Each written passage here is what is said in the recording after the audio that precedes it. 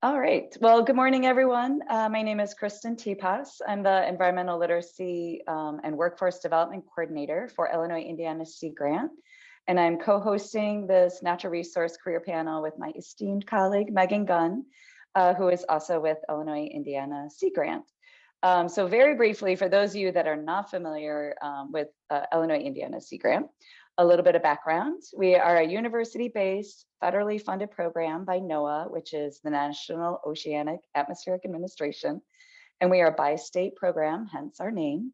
So we are jointly housed at the University of Illinois and at Purdue. And we essentially fund research and deliver science-based outreach and educational programming to address complex issues related to the Great Lakes and in particular, Lake Michigan. So Sea Grant is a national program, so we are not the only one. And we are just one of 34 programs in coastal states across the country. So the reason that you all are here this morning is one of our missions is workforce development. And part of that is just simply generating awareness about the types of jobs that are out there in the environmental field. So today we have 5 professionals from various aspects of the natural resource world who have kindly agreed to speak with you all and provide some insight into their various professions. So I just want to note that if you have a question for any of our speakers, please put it in the chat. And Megan mentioned at the beginning, as you see in the chat, to introduce yourself. So maybe add your major, what school you're from, career aspirations, things like that, just so we can get to know who's in the audience. All right, so with that, I will go ahead and let our panel members introduce themselves. So panel, please give your name, your organization and title, and then just tell us a little bit about what your job entails. So I think we'll go ahead and start with the first person I'm seeing is Stacy Furgal. Hi there. Thank you all so much for showing up to listen to us talk about careers. My name is Stacy Furgal. I am a Great Lakes Fisheries Specialist with New York Sea Grant. By training, I am a fish biologist. And I primarily work with recreational fishing and for-hire charter and guiding businesses. Thanks, Stacy. Okay, next we'll have Allison Neubauer. Hi, everyone. I'm Allison Neubauer. I am a project lead with Elevate. And Elevate's a nonprofit, and the program I work on specifically is a multifamily energy savings program. So funded through the utilities, we work with building owners to improve the efficiency of their buildings, which is a win for tenants. Their energy bills go down. Contractors get work to improve the buildings, and the utilities have a lessened energy burden, which is great for everybody. Thanks, Allison. Okay, next we have Dr. Ashley Belle. Oh, wait, you're muted. Okay. Yes, so I am Ashley Belle. I am the Great Lakes Area of Concern Specialist with Illinois Indiana Sea Grant. I'm actually housed in Chicago in the U.S. Environmental Protection Agency's Great Lake National Program Office. And this is where I provide education and outreach to communities that are planning and implementing contaminated sediment remediation projects that are in the Great Lake Legacy Act program. Thanks, Ashley. Next, we'll go to Dr. Jess Ward. Hi, everyone. I'm Jess Ward. I'm an associate professor at Ball State University, and my research lab studies a lot of the anthropogenic effects on animals, particularly animal behavior. And these days, we're doing a lot of work on the early life stages of fish. So what are the effects of contaminants of emerging concern, for example, multiple anthropogenic stressors on embryos and larvae, and what does that mean for the populations? Thanks, Jess. And last but not least, I think we still have Nate Drag. Hi, everyone. Good morning. Nate Drag, Great Lakes Literacy Specialist with New York Sea Grant, located in Buffalo, New York. And as Great Lakes Literacy Specialist, basically, I teach people about the Great Lakes. It's my job to create Great Lakes literate people here in New York. And that's helping people understand their impact on the Great Lakes and how the Great Lakes impact us. And mostly that's in the form of working with teachers and educators at nature centers and museums to then work directly with students to incorporate all this great research that everyone else on the panel is working on that that we can incorporate into their classrooms and programs. Thanks. I will turn it over to you, Megan. Awesome. Thank you, everybody. So this question is for everyone. And we want to know what sparked your interest in going into the field that you're in. And I will start from the bottom of my screen and then go around. And so, Jess, you're first. What sparked your interest? When I was an undergraduate, I met a professor really that had a life-changing effect on me. I really was picking up what she was laying down with respect to anthropogenic effects on animals. I actually did my PhD in sort of a more fundamental ecology, evolution, and behavior field. And then it was after I graduated with my PhD that when I was moving into postdoctoral research that I started moving into more applied aspects of that behavioral research. And so really it was the people I was interacting with and the professors during my undergraduate stage of my career that really got me interested in this field. Awesome. Ashley? Yeah, so since childhood, I've really enjoyed teaching. I come from a family of educators, and I've also been fascinated with, how things work and what would happen if I mix one solution with another. So I almost actually pursued a chemistry education degree in undergrad, but my college advisor showed me that if I instead pursued a chemistry degree, that I would actually be able to have more variety in what I would be able to do with having a chemistry degree. So this actually led me to an internship in Washington, D.C., where I worked with the Office of Water and Office of Environmental Information. And so as I was working with the Beaches program and collecting water quality data, this internship really sparked my interest in the environmental field. So I pursued graduate studies at the University of Maryland as well as LSU. And these both, this is where I was able to gain firsthand experience conducting extension programming. And this is where, I learned how to share, scientific information with communities through like fact sheets and presentations. And so that's what sparked my interest in this field. Thank you. Allison? Sure. So I actually started my undergrad thinking I was going into education. I was undecided, but those were the courses I was taking. And then by chance, I ended up taking an environmental sustainability class, and that totally changed my path. So I kind of went in a route of outreach and education, but related to environmental sustainability. And so I did that and actually worked at Sea Grant for many years with the lovely people you see on screen. And it's a great organization. Really sort of helped me understand environmental sustainability from Great Lakes perspective. And then while I was working there, I actually went back to grad school at UIC and pursued an urban planning master's. And that was neat because I'm from Chicago. I've lived here pretty much my whole life. And so it was kind of neat to see how I could take that environmental sustainability and apply it to an urban setting. And so, I had a lot of case studies of Chicagoland environmental issues, and so kind of wound up here at Elevate, working on energy efficiency of buildings, because that's, obviously a really big concern for urban environmental sustainability. Thank you. Nate? Okay. So if I ramble on in my life story for too long, cut me off. Because I'll start. My original spark in this field was in high school. Two places. So during the summer, I was a lifeguard on the beaches in Lake Erie because I thought it would be a great job because you're outside all day. And not a lot of people were swimming in Lake Erie 20 years ago because there was a perception it was dirty and the beach was closed a lot and there were dead fish. And I remember watching a gull behind my lifeguard stand, not dead, but not flying and not moving. And it was there for about 2 days. And I called the health department and said, I don't know what you want me to do with this. And that started these questions in my head, what's going on with the lake? And I took an field biology course my senior year. And that was the first time that we went outside in high school. And I said, this is awesome. And then I took science courses in undergrad. And I'm learning all this stuff and I'm realizing we have some solutions, but we're not implementing them. And that's when I, similar to Allison, shifted to the human side of it. And I got my undergrad in political science and then my master's also in urban planning. So air high five, Allison, for urban planning.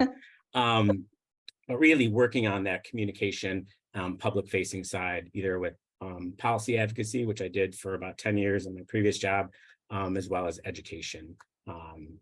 So, okay, that was the condensed life story of Nate. Thank you for keeping it condensed. Stacy. All right, so I, like Nate, grew up in the Great Lakes region. I live just a couple of miles away from one of Lake Ontario's major tributaries, the Salmon River, and I love the outdoors. I got spoiled by it. We had dial-up internet. I could never use it because my brothers were always on it, so I was outside all the time. However, in high school, this wasn't really a career option that was presented to me. I was like, oh, well, I'm good in science and I like to write. I guess I'll go to school for biology. But then through some chance encounters with agency fish biologists, and actually the gentleman, Dave McNeil, who used to be in the very role that I'm in now, I realized that I could pursue fisheries as my full-time paying job. So I got my undergraduate and master's degree from a university here in New York, SUNY ESF. It's a state school that's like hyper specialized in environmental issues. And then I worked as an agency fish biologist for about a decade before I realized I was like a pretty good scientist, but I really, really enjoyed communicating that science to new audiences. So extension is where I found my dream job, and I'm very happy to be here. Thank you. Thank you all. All right. So our next question, and I just want to also remind folks that they can put questions in the chat. Our next question is, what are special knowledge or skills required for your job? So why don't we start with, how about Jess? Hi, so special knowledge and skills, there's a sort of a conceptual basis that one needs to have for my particular field. So understanding in my area how the evolved behavioral responses of animals come to be and what their adaptive function is kind of key to being able to predict how animals are going to respond to human mediated environmental change and be able to use that to predict what the effects are going to be on populations. Now, in terms of practical skills, we do a lot of lab-based research, and so there are various lab-based techniques that we use. Statistical analysis is a skill that is, always really good to have, good to pick up, being able to do a little bit of that. And then soft skills, time management. So in my particular job, there's a lot of unstructured time, a lot of time to pursue questions and think about things, and chase many different threads. And that is exciting and wonderful and can be overwhelming at times if you don't have some pretty good time management skills and able to follow through on a lot of these ideas. There isn't somebody telling you what to do at every moment. So there's self-motivation, I would say. Yeah, and that's I'm glad you brought up some soft skills because that's an important one. All right, how about Nate? So I would say special knowledge in my role, I need to know a little bit about a lot of stuff, as opposed to really drilling in and being an expert on one topic. When I'm working with a broad audience, teachers from elementary school up through high school, or talking to public groups or the media, you may get questions on a variety of Great Lakes subjects. So being a generalist is a skill in itself, and knowledge to be able to understand enough about the science that you can converse with some intelligence. But you can't just focus on just one thing because you're going to get questions about everything. And then knowing who the experts are to point people to is very important. So being a generalist, but knowing the experts. So that's kind of two, I guess, levels of knowledge. And then skills, kind of similar to what Jess said, just project management skills in general. And I guess that's organization as well. From my perspective in my job, I do a lot of workshops with teachers, and those can be one-day events or they could be 7-day events on a shift. But no matter the length of the event, it really takes months of before and after work to organize it, facilitate it, evaluate it. So it's a big picture thing, and having that mapped out in a timeline and working with the team is definitely a skill that you develop over time. But it's project management skills are very important. Thanks. Okay, how about Ashley? So as a extension specialist who conducts outreach in education, I would say having outreach skills, communicating science to both scientific and non-scientific audiences, and also having the ability to experience conducting needs assessments. So really understanding what those needs of the communities are so you can design and deliver educational materials that's targeted towards them, and knowing how to analyze that data to help support, why you decided to, utilize this particular outreach tool. I also, since I facilitate a lot of outreach meetings, I would say knowing how to build and maintain diverse networks, and learning the interworkings of how these organizations work, because, I'm working with federal, state, local, tribal, local community groups. So it's a quite broad spectrum of stakeholders that I work with as an outreach specialist. Thanks. Stacy. Great. So from my research side of things, I'm going to preach data management. It is, the foundation of any research project, is being able to keep, maintain, track, understand, and utilize your data. So starting off with a strong foundation of data management, the skills to conduct some of those analyses, for those of you starting out, taking coursework and how to use the free statistical software R, super helpful skill set to have. It's just like the letter R if you're not familiar with it. And then to build off from what Ashley said, science communication. I mean, it's kind of like the main part of my job, but in any science job, at some degree, you're going to have to be able to talk about what you're doing, whether it's to, write a proposal and justify to funding sources why they should fund your project, or like at a Christmas party, talking to your grandma. It's really important to bring science outside of the science community. Thanks, Stacy. And Allison. So for my job, there is some knowledge of energy efficiency and building science that is helpful for understanding the projects that are going on. But truthfully, that is something that you can kind of learn as you go. There's a lot of experts that do the assessments of buildings and write those reports. So it's more communicating to the customers what opportunities exist in their building, helping them fill out applications and working with contractors to get those projects done. So truthfully, the biggest skill, I think, is customer service and being able to communicate with folks, understanding what information they need and what they're interested in, sort of appealing to the interests of the various people that you're working with.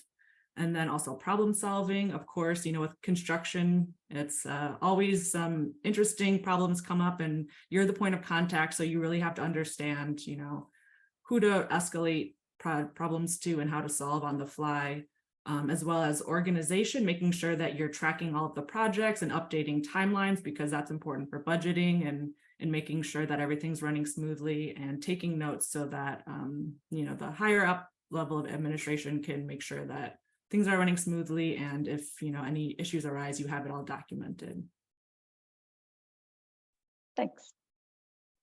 We had a great question in the chat. And so Olivia wants to know if anyone has advice for someone planning to apply to grad school in natural resources, and anyone can take that one.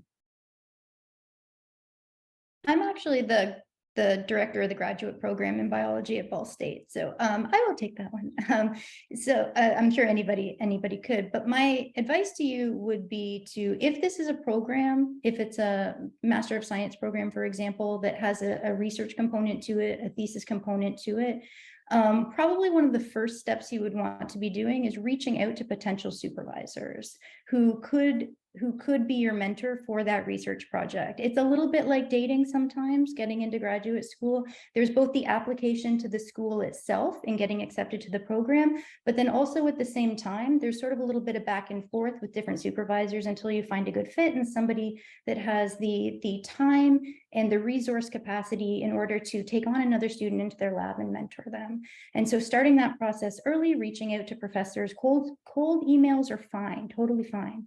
reaching out, explaining, who you are, what your interests are, why they fit with what the research that person is doing in their lab is a really good place to start with getting into graduate school. It counts a lot towards acceptance.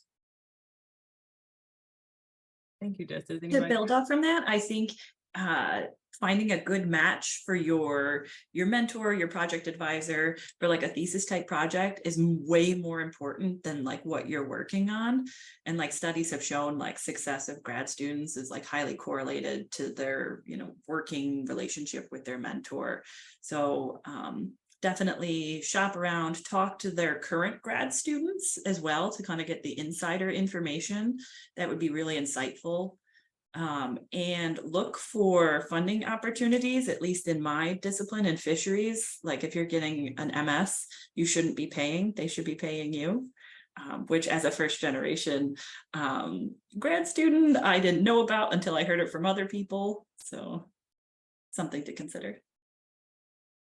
Did anyone want to mention, if you're not looking, for those that didn't get Masters of Science, but a different type of graduate degree, anything to add, I guess, to that?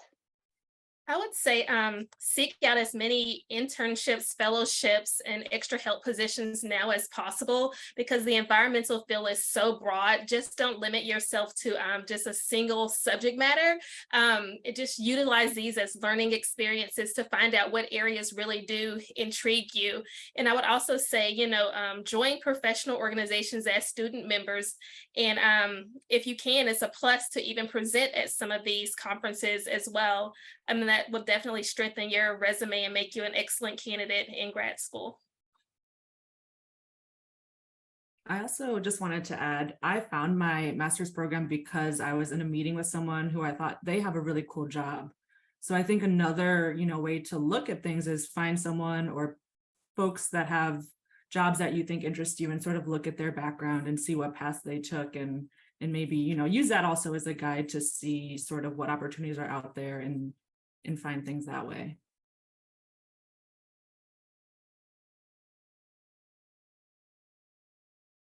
Fantastic. Thank you all.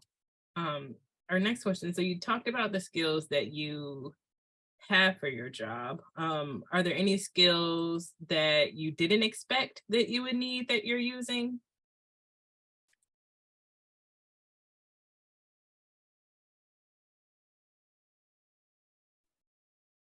I'll start us off, I guess.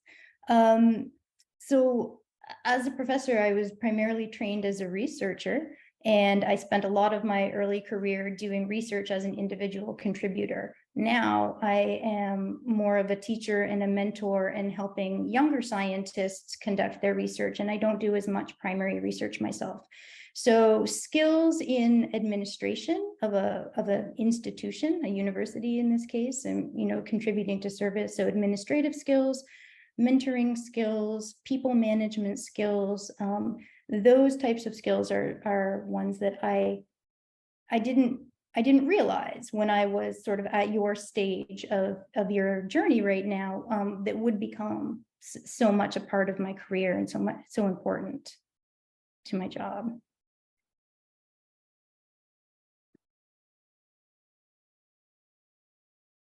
One skill. Oh, go ahead, Nate. No, you go.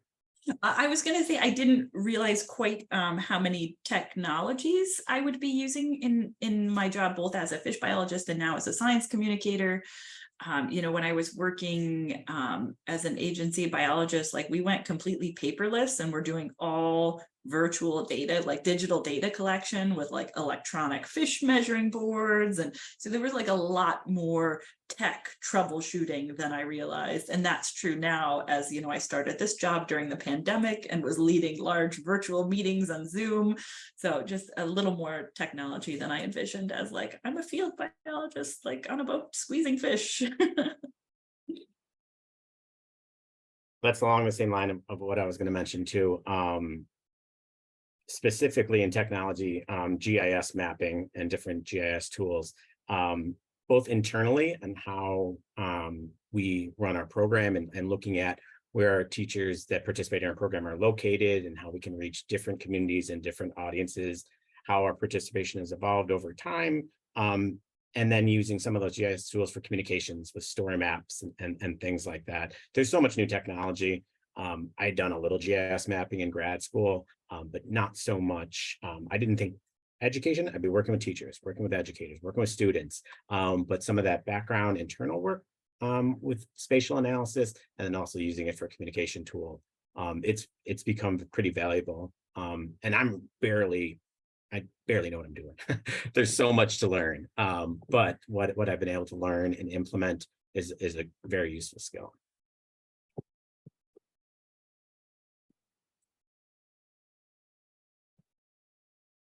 Anyone else? Oh, Ashley, did you want to? I can't really say that there's been a skill that I've needed that I didn't expect, but I will say that working with multiple government agencies facilitating, outreach, that there's a lot of jargon in acronym usage. So, and sometimes like an acronym at one agency stands for something completely different at a different agency. So I would say just learning the structure of these different government entities and learning the terminology and the dynamics of how each of these government agencies work independently. And then once they get amongst another agency, how they work amongst other agencies has been something I've had to navigate in this position.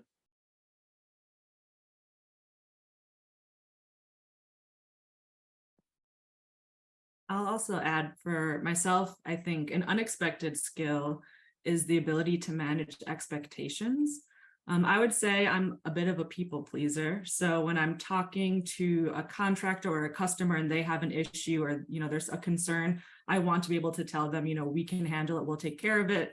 But, realistically, I work for a program that has very set rules and guidance. And so I have to make sure that I'm hearing their concerns, but not overpromising on what we can deliver.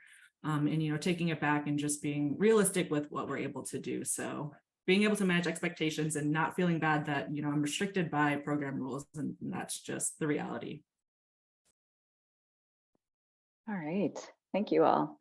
So we'll go back to some of the questions in the chat. So we have one from Tori asking, what advice do you have for someone if they have an environmental science degree, but minimal related work experience and are looking to break into the field? Is an internship the way to go, or are entry level positions attainable? So this could be any of you all that wants to take it, feel free. Just not all at once. I would say that entry level jobs are attainable, particularly seasonal positions that might not be, like full-time permanent, but more of like a get your foot in the door, get some extra experience for your resume that would then lead into other jobs.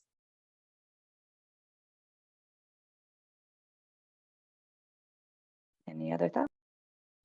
I think there's always value in internships too. When I was in undergrad and grad school, I kind of just followed people around in Buffalo that worked on the Great Lakes and said, what do you guys got anything I can work on? Which now, if people are doing that to me, that's a challenging question. But there's a lot of good work. And if you find that right match, whether it's a nonprofit or a government agency, it never hurts to ask. First, people can say, I'm sorry, I don't have any projects right now, but thank you. I'm happy you're excited. And then you stick in their mind. So I think it's always good to reach out and take advantage of opportunities if they're posted as well.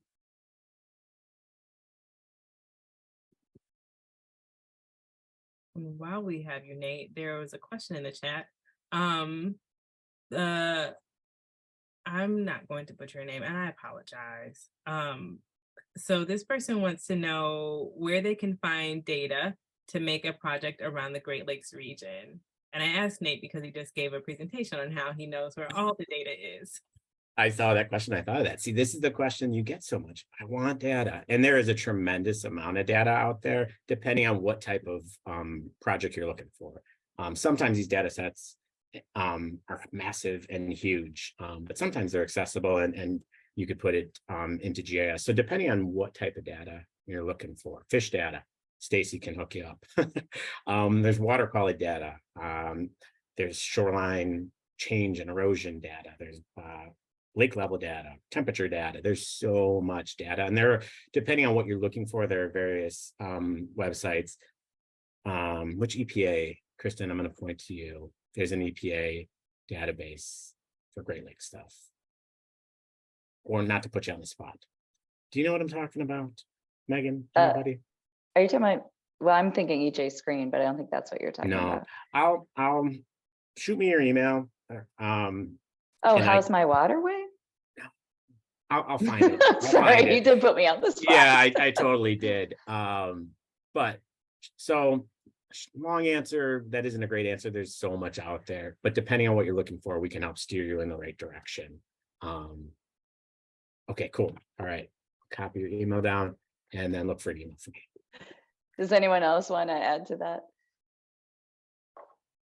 Sometimes if you just look up agencies that are studying things that you're interested in, like many federal entities are like required by law to make their data open source and available to the public after like a certain amount of time. So I suggest just kind of like Googling some of those entities as well.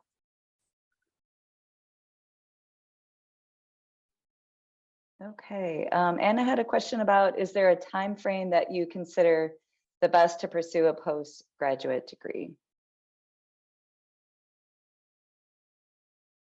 And are you meaning, Anna, I guess I'm not sure, meaning like how much time between undergrad to before pursuing a post? I think that's going to be very dependent on the individual. For some people, they can roll right from undergrad to master's to PhD. For me, that was not the case.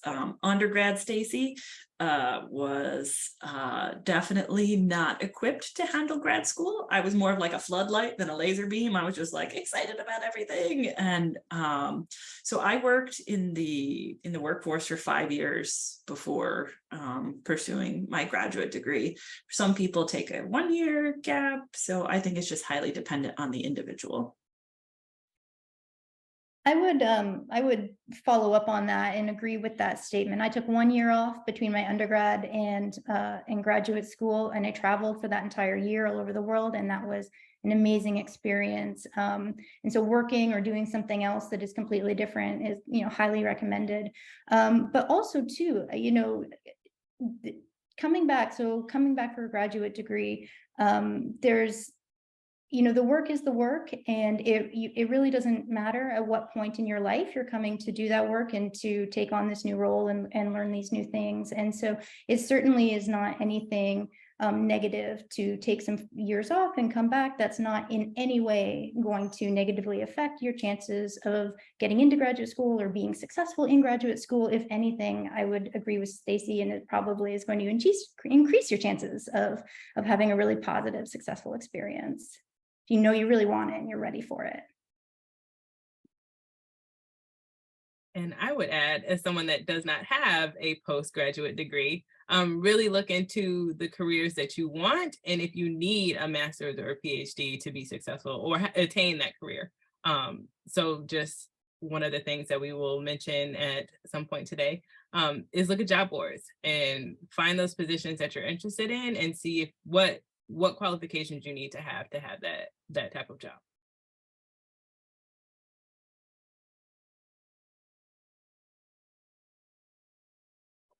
So we have another one from Jessica.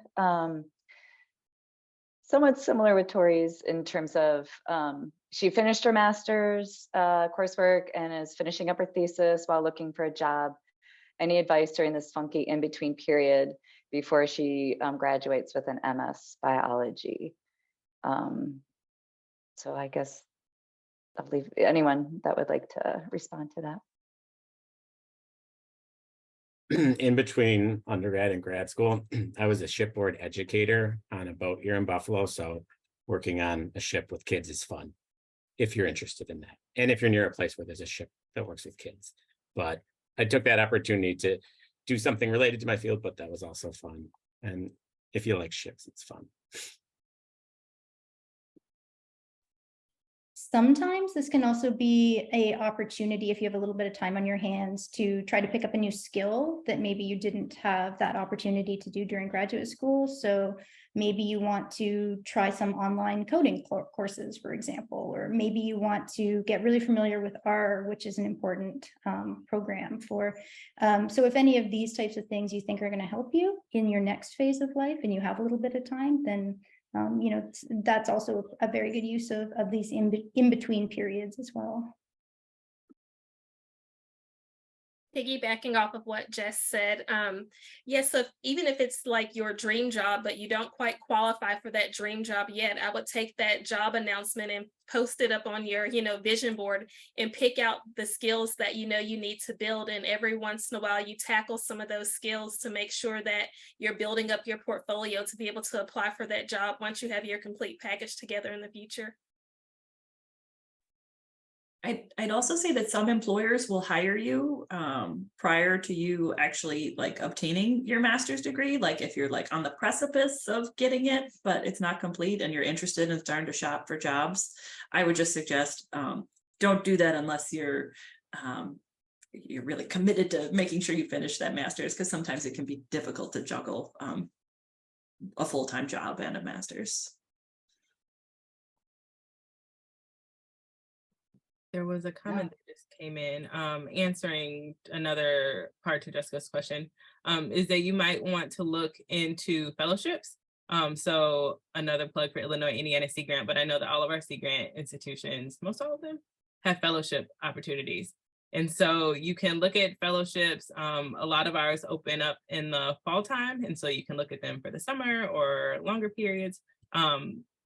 But it's a window for graduates to apply for some of these positions, even if you just graduated, to get some more experience.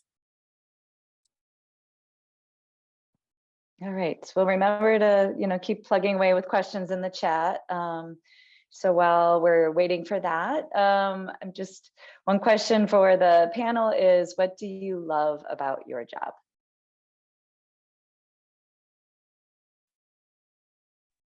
I love the diversity in my job. Coming from an agency background, my day-to-day was much more regimented. Like we had standard assessments that I went out on the fall, and like certain, as an extension specialist, my job changes every day, what I'm doing, what audiences I'm working with.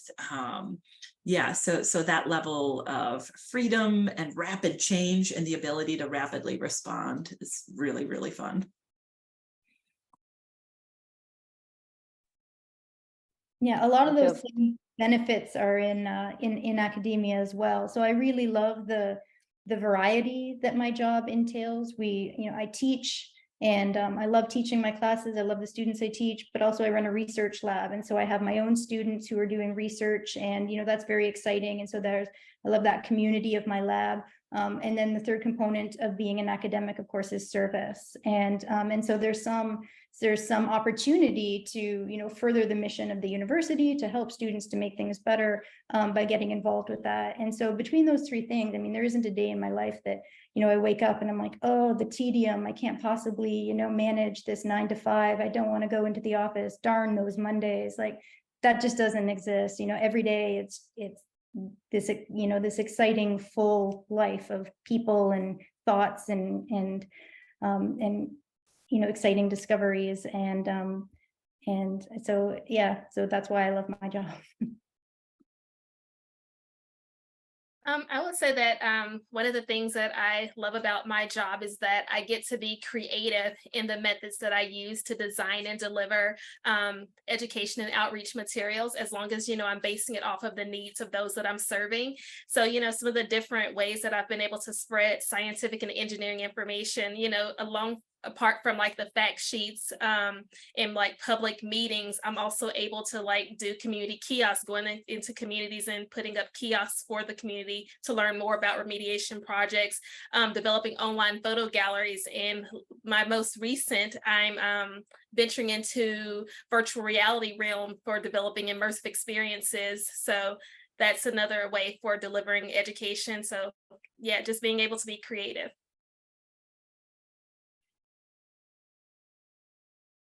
I would say for me, I feel like through the program that I work on, I get to feel like I'm actually making a difference.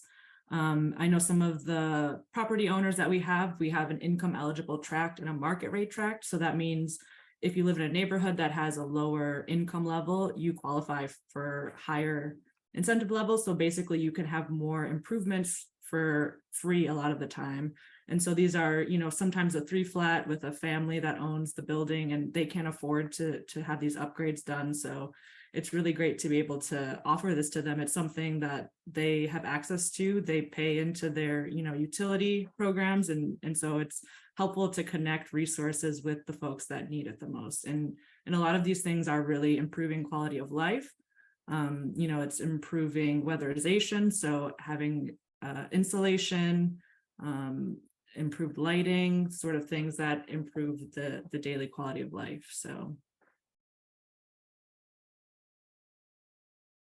I would say one of the biggest things that I love about my job is I get to learn so much stuff. As a generalist, I get to get exposed to so many different topics and projects that in previous jobs where I had specific focus areas, like not that you're pigeonholed, but you have to know your stuff really well. Here, I get to work with a lot of different researchers and a lot of different experts, learn about new topics and new projects.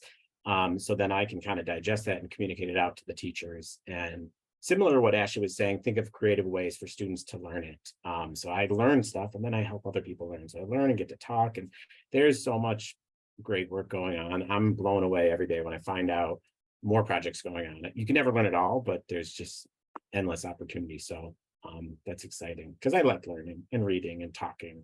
So I get to do all that.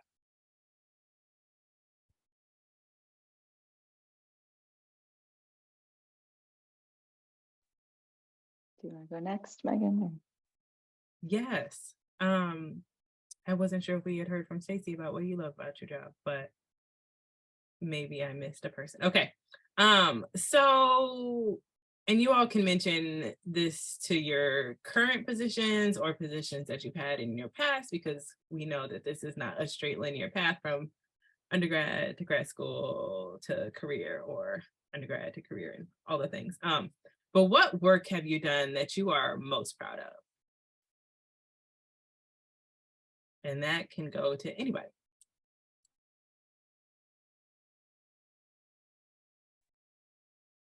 I can go first. That was a tough one. That was a tough question to answer for sure. I've been in this role for about 2 years, done a lot of great stuff, but I think my most proud moment in my professional career was from my previous job when I was working in more of the policy advocacy role. So about 6 or 7 years ago, when plastic microbeads from personal care products were being discovered in the Great Lakes and freshwater and the oceans around the world, research was finding these in toothpaste and face wash and things like that. And there was a lot of energy around local and county and state bans on this. And in my position, I was involved in a lot of that local work. But eventually it was getting to the federal level. And the organization I worked for was Great Lakes wide. And my boss at the time was asked to testify at a congressional hearing on this topic. And since plastic pollution was something I worked on, I helped write part of her testimony. And I wasn't at the hearing. I wasn't in DC. I was at home in my kitchen watching it live, but I heard the words that I wrote being read to members of Congress that then voted on the legislation to remove those ingredients from products. And that became a law. And it was by far the biggest direct impact I'd ever had. And it was a very proud moment. It's cool. Those don't happen all the time because policy work can be tricky, and wins like that don't happen a lot. But when that one did, that was awesome.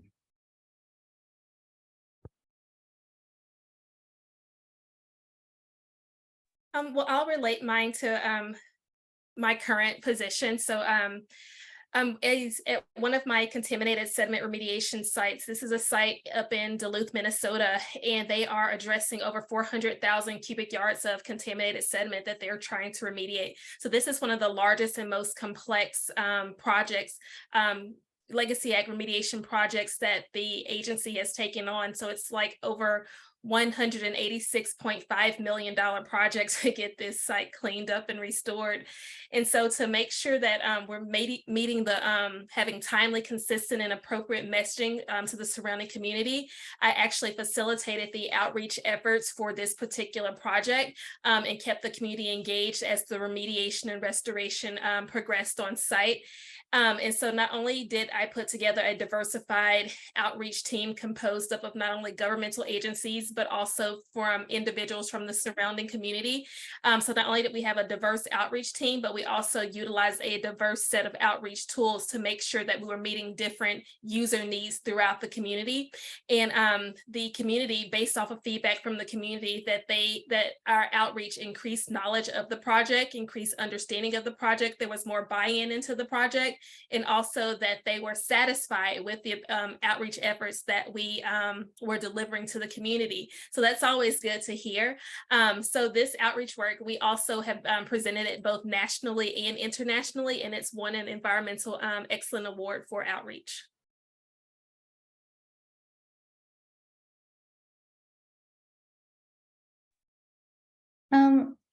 I would say for me, that was, I agree with Nate. This was a hard question to answer.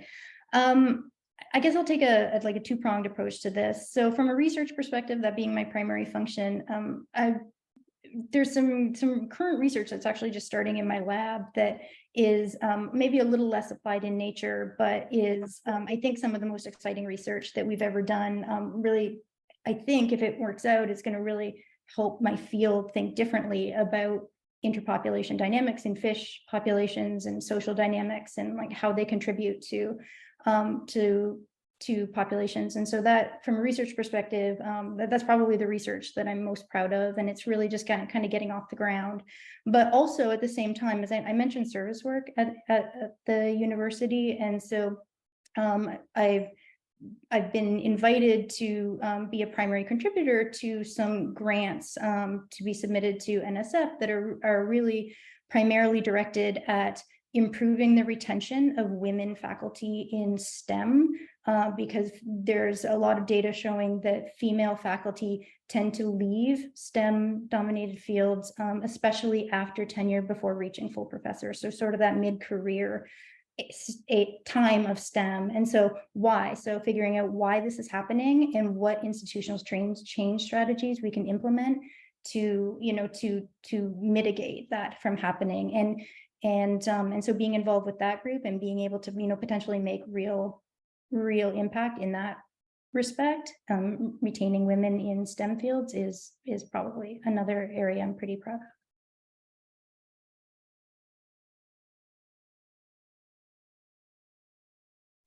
This question is really hard, so I've been dragging my feet answering it. I don't know that I have like a single proudest moment. I'm just really grateful to be in the current role that I am.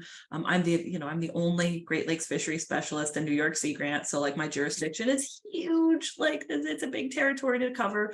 So everything that I do is so highly collaborative, and it's been really, really fun to use this network that I've created to bring people together, groups that might not normally be working together, like the charter industry with researchers.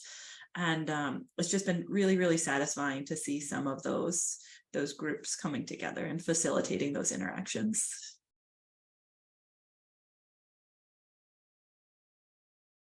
For myself, I think I would say, my manager was aware that I had GIS skills, going back to GIS. And so kind of a neat thing that I've been able to do is they hadn't previously done any mapping related to this program, but there was interest. And so, kind of on the side from my real job, my normal job, part of job duties was they were interested in kind of looking at the program and who we've been serving over the last 5 years. And then also looking at some census data to see where those income eligible tracks are, those people most in need, and have we been reaching those customers. So it's been a really fun kind of side project to use those skills and be able to help the program in a way, bigger than I thought I, would be able to, and help identify people in need who we can be reaching and, sort of targeting marketing efforts and outreach efforts. Awesome. Well, thank you all for digging deep to answer that question. I know typically it's the people we work with are a humble bunch, so you know it's hard sometimes to think in those terms about what you're proud of. So we do have a question from Taylor. Learning R was discussed. Are there any classes, research tools, or any skills to learn that are really wanted in the workforce or will strengthen a grad school application? So anyone can take that.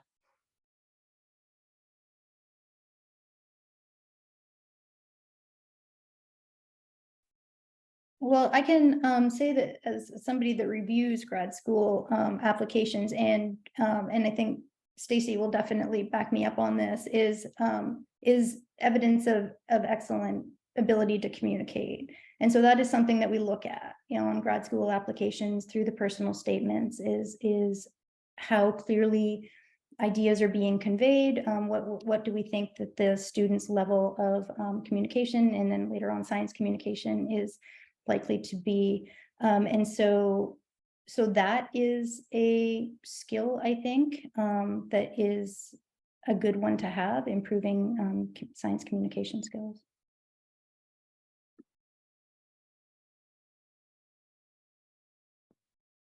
Anyone else? Oh. I will say that, to the point, just to follow up, that we introduced a new science communication class into our master's program at Ball State. And so we now make it a requirement that all of our students take a full science communication class, which I teach. And then also they have to take a 2-semester sequence in oral communication, in terms of giving oral like research seminars and what makes for an effective oral presentation, communication of ideas as well. And so I think that that's becoming a very general, generally more recognized. And so so that doesn't change my previous comments, but just to reiterate again that, yeah, science communication is something to be thought very carefully about, and to put effort into getting better at it. Thanks. And it kind of depends on sort of what track you're going in, but as far as like a thesis type track, paying attention to the faculty that you're approaching. Sometimes on their lab websites, it might have a list of criteria that they might want as you're reaching out. So like they might want your CV, they might want like an interest statement.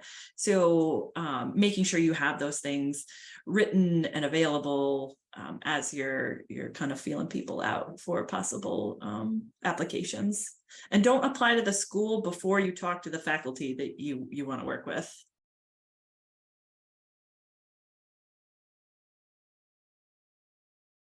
This is great and segues very, very, very perfectly into our last question, especially as we're winding down. And like with this and what we touched on a bit earlier, does anybody have any additional advice that you would give to a student that's interested in working in the environmental field?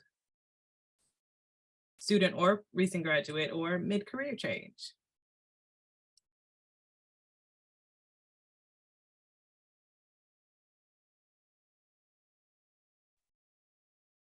I guess one piece of advice that I would suggest, any job that you're doing, whether it's your dream job or not even related to your job at all, you can definitely learn something from. For a brief period in between jobs, I worked for a utility services company that inspected utility poles, which is not the Great Lakes at all, not education, not policy, but I learned so much about database management and GIS skills that I still use now. Totally unrelated, but really, really good skills. And I still think about that now. So be open to different opportunities that come up on the way. Your career will take many different turns along the way, but you can always learn useful stuff. I would say relationship building, like don't underestimate the importance of building your network, interacting with the faculty that are teaching courses that are of interest to you. Like, they're teaching it. They obviously have some level of interest and expertise. Like, don't be afraid to approach people and ask them questions, like folks like us. But, other people in your sphere too. Like, usually people are excited to talk about themselves. And that is like fundamentally why I am where I am, is through those networks. So highly recommend it. It can be a little uncomfortable sometimes to just sort of approach somebody out of a blue at a professional meeting and say like, "Hi, I'm Stacy. Like, what do you do?" But those types of interactions leave an impression. I would say that if you're interested in having a career path that's focused with working with communities, to make sure that you're working with a diverse audience, and then get experience working with those diverse audiences, and if possible, take different trainings on diversity, equity, and inclusion to make sure you're strengthening those skill sets of working with some of those underrepresented populations.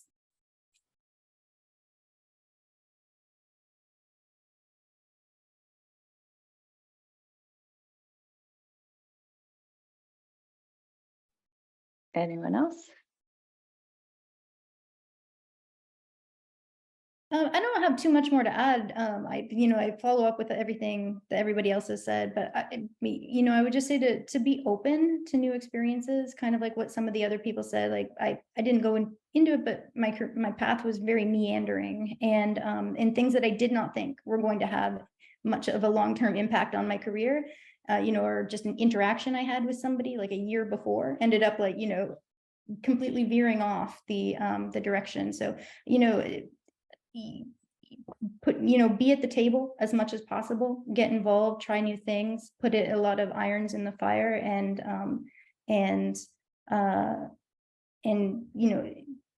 the path will reveal itself. That sounds very cheesy, but be open to many different potential experiences and people and jobs.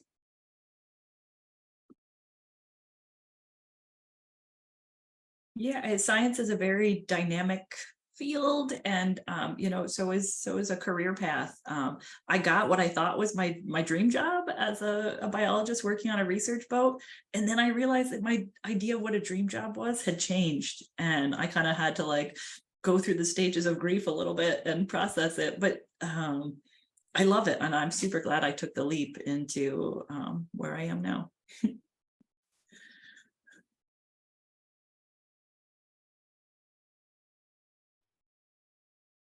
Any last pieces of advice for our audience today?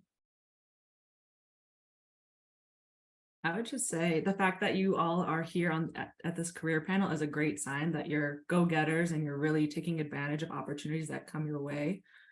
So yeah, just continue that, and whether it's internships or entry-level jobs, going to any sort of professional meetings or conferences, just continue learning and taking advantage of opportunities as they present themselves. And the more you're exposed to those sorts of opportunities, the more you're going to see what you like and what you don't. And I think that's really important for carving out your path and figuring out where you want to go.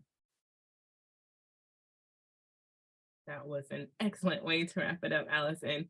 So we are very grateful for our 5 wonderful panelists to join us today. We're grateful for you all in the audience to join us. We'll be emailing out a recording link probably early next week. If you are interested in contacting the panelists, if you didn't have your question answered or want to learn more, please feel free to reach out to them. In that bottom left-hand corner, we do have that survey for you all to fill out. We want to know what you thought of it, if it was beneficial. Hopefully it was beneficial, but we want to know your thoughts. And with that, we are at the end of our time. Thank you all for joining us, and have a great rest of your week.